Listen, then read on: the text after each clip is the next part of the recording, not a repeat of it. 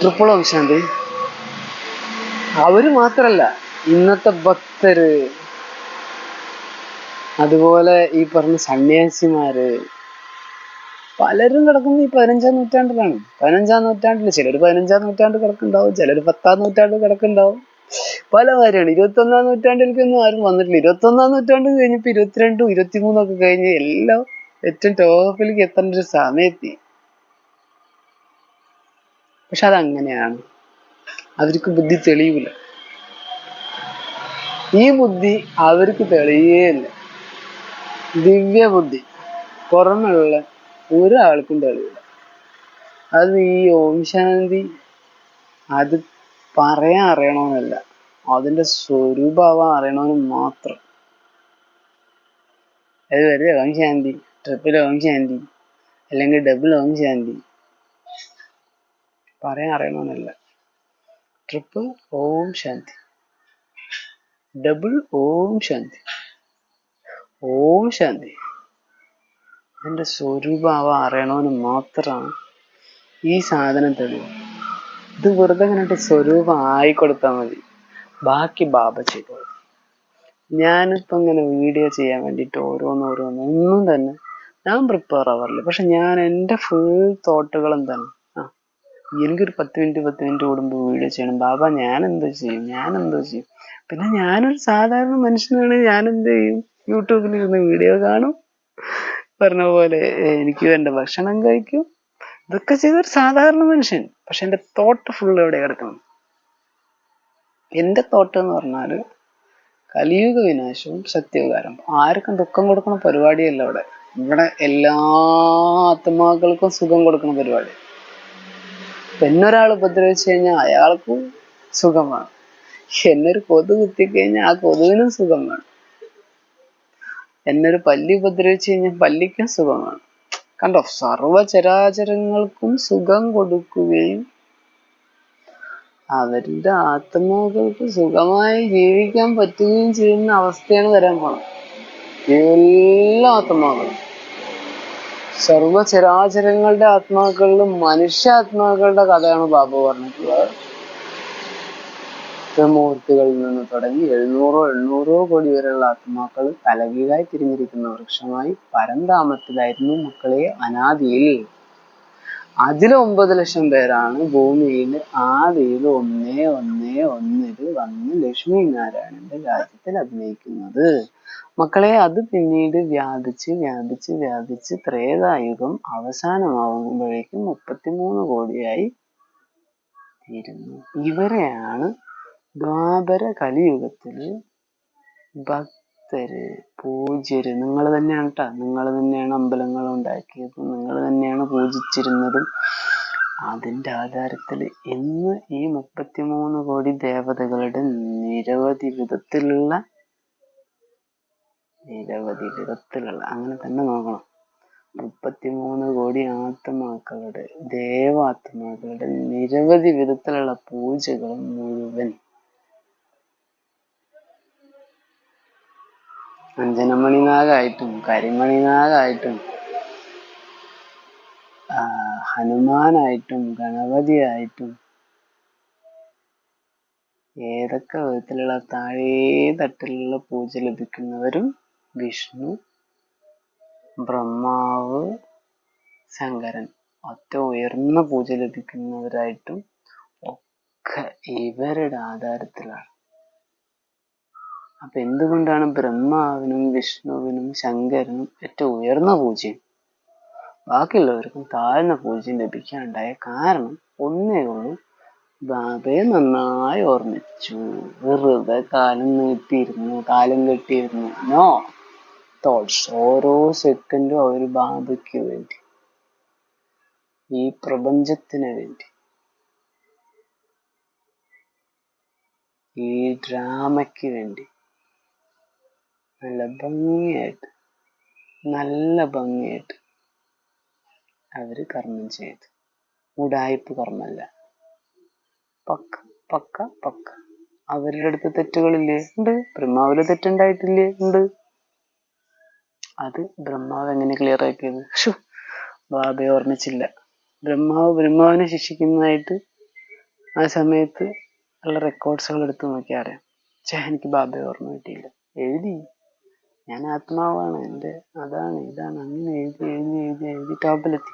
മമ്മ എന്തൊക്കെ ചെയ്തിട്ടുണ്ട് അത് കൃത്യമായിട്ട് ചെയ്തു.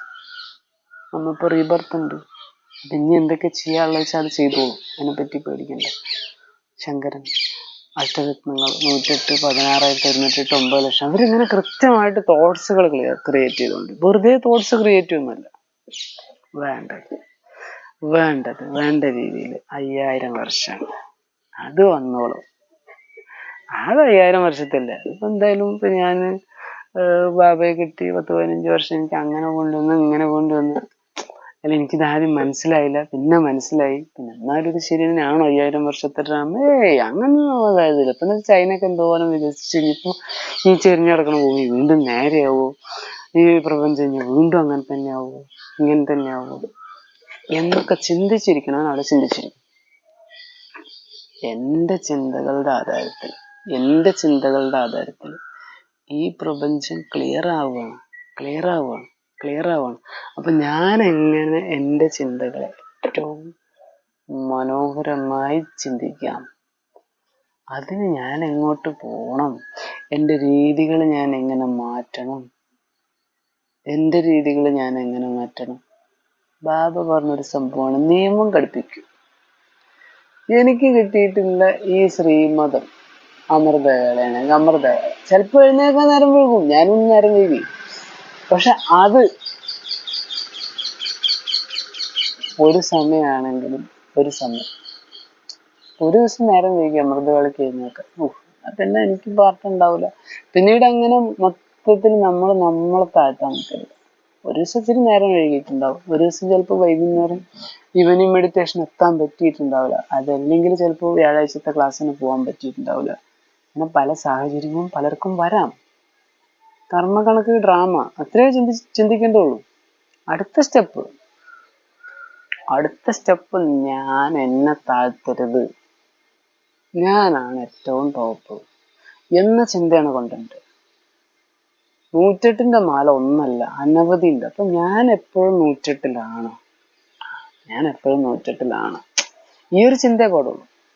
ഞാൻ 108ലാണ്, ഞാൻ ഭഗവാന്റെ കൂടെയാണ്, ഞാൻ ഭഗവാന്റെ കഴുത്തിലെ മാലയാണ് എന്ന ചിന്ത കൊണ്ടുവരുമ്പോൾ അതിന് വേണ്ട പ്രകൃതി അതിലേക്ക് തിരിയും. ഇവൻ ആവശ്യതാണ്, അപ്പൊ അവന് വേണ്ട സാഹചര്യങ്ങൾ, അതിന് നല്ല തോട്ട്സുകൾ, അതിന് വേണ്ട റെഫറൻസുകൾ, ഏതൊക്കെ വിധത്തിലുള്ള വഴികൾ, ഇതൊക്കെ തെളിയും. ഇതാണ് രസം. നമ്മുടെ തസ്മൈ ഗുരുജി എന്ന് പറഞ്ഞ ആ ഒരു വ്യക്തി പറഞ്ഞ നല്ല സന്യാസിയാണ്. അങ്ങേര് പറയുന്നൊരു സംഭവമാണ്, നമുക്ക് വേണ്ടതെല്ലാം പ്രപഞ്ചം ഒരുക്കി തരും. സത്യമാണ്. പക്ഷേ പ്രപഞ്ചത്തിൽ എന്തായി തീരണം എന്നത് നമ്മൾ തീരുമാനിക്കും. അപ്പൊ പ്രപഞ്ചം എന്താണെന്നുള്ളത് തീരുമാനിക്കും. അങ്ങേര് ചെയ്യുന്ന കർമ്മം വേറെയാണ്, നമ്മൾ BKS ചെയ്യുന്ന കർമ്മം വേറെയാണ്. പക്ഷെ എന്നാലും അദ്ദേഹം നല്ലൊരു വ്യക്തിയാണ്, അദ്ദേഹം വേണ്ട വിധത്തിലുള്ള കാര്യങ്ങൾ ചെയ്യുന്നുണ്ട്. ജഗ്വാസുദേവ് ആണെങ്കിലും വേണ്ട രീതിയിലുള്ള കാര്യങ്ങൾ ചെയ്യുന്നുണ്ട്. ഒരുപാട് സന്യാസിമാരാണെങ്കിൽ അവരൊക്കെ വേണ്ട രീതിയിൽ നല്ല നല്ല കാര്യങ്ങൾ ചെയ്യുന്നുണ്ട്. പിന്നെ അവരവരുടെ പാർട്ട്. ഞാൻ ഈ പറഞ്ഞ കാര്യങ്ങളൊക്കെ കൊടുത്തിട്ട് ജഗ്വാസുദേവന് അയച്ചു കൊടുത്തിട്ടോ തസ്മൈ ഗുരുജിക്ക് അയച്ചു കൊടുത്തിട്ടോ ഒരു കാര്യമില്ല. നമ്മുടെ ദിവ്യബുദ്ധിയും നമ്മൾ ക്ലിയർ ആക്കുക, ഇതാണ് പ്രധാനം. ഞാൻ എൻ്റെ ദിവ്യബുദ്ധി ക്ലിയർ ആക്കുക. ഒരു 2035 ആവുമ്പോഴേക്ക് ഈ കാര്യങ്ങളൊക്കെ തെളിയുള്ളൂ എന്നാണ് വിചാരിക്കുക. ഇപ്പൊ 2025 നടക്കുന്നു, 2015 ഉണ്ടായിരുന്നല്ലോ, 2005 ഉണ്ടായിരുന്നല്ലോ, ഇങ്ങനെ 10 വർഷങ്ങൾ ബാക്കിലും ഉണ്ടായിരുന്നല്ലോ. ഈ സമയത്തൊക്കെ നമുക്കിത് കിട്ടിയിട്ട് നമ്മൾ ഇവരെയൊക്കെ വിമർശിച്ചിരുന്നുവെങ്കിൽ അവരെന്താ പറയാ, അവൻ പോട്, ഇത് വർഷങ്ങൾ അവൻ പറഞ്ഞൊന്നല്ല സത്യയുഗം. ഞാൻ 2005 ഇതുപോലെ വീഡിയോ ഒക്കെ എടുത്തിട്ട് ഇവന്മാർക്കെതിരെയൊക്കെ പോസ്റ്റ് ചെയ്തിരുന്നതൊക്കെ, പ്രധാനമന്ത്രി ആണെങ്കിലും അന്നത്തെ രാഷ്ട്രപതി ആണെങ്കിലും, ഇന്നത്തെ രാഷ്ട്രപതിക്ക് നമ്മൾ അന്നത്തെ രാഷ്ട്രപതി വേറെ, ഇന്നത്തെ രാഷ്ട്രപതി പറഞ്ഞാൽ വ്യക്തമായ കാര്യങ്ങൾ അറിയുന്ന ആളാണ്. ബ്രഹ്മകുമാരീസിന്റെ എംബ്ലം കുത്തിയ ആളാണ്. അതുകൊണ്ട് ഇന്നത്തെ രാഷ്ട്രപതിയോട് നമുക്ക് ആ രീതിയിൽ സംസാരിക്കാൻ പറ്റും. അന്നത്തെ രാഷ്ട്രപതിയോട് നമുക്ക് ആ രീതിയിൽ സംസാരിക്കാൻ പറ്റില്ല. ഇനി ബ്രഹ്മകുമാരീസിന്റെ കാര്യങ്ങളിലേക്ക് പോയ വ്യക്തിയായതുകൊണ്ട് പ്രധാനമന്ത്രിയോട് നമുക്ക് നന്നായിട്ട് സംസാരിക്കാൻ കഴിയും. പക്ഷെ